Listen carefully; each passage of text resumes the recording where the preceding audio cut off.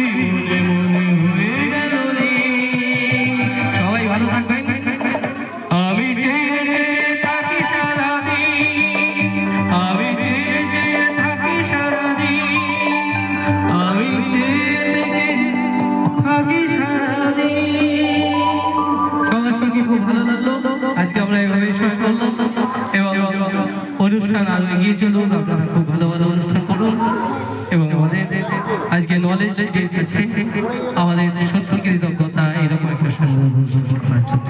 সবাই ভালো।